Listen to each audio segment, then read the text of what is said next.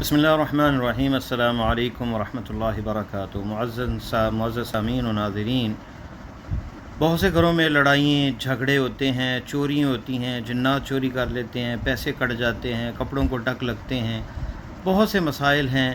تمام کا حل نبی علیہ السلام کی اس حدیث میں ہے جو آپ صلی اللہ علیہ وسلم سے جس کی آپ نے تصدیق کی ہے، اور ایک آیت ہے قرآن میں جو سب سے اعظم آیت ہے، اور وہ ہے آیت الکرسی سورہ بقرہ کی۔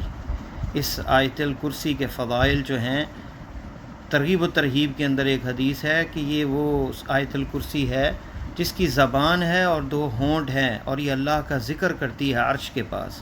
یہ آیت الکرسی جو ہے، یہ آیت الکرسی صبح پڑھی جائے شام تک حفاظت ہوتی ہے، شام کو پڑھی جائے تو صبح تک حفاظت ہوتی ہے، ایک نماز کے بعد پڑھی جائے تو دوسری نماز تک حفاظت میں رہتا ہے بندہ اللہ کی۔ تو اس آیت الکرسی کو یاد کریں۔ اللہ لا الہ الا هو الحی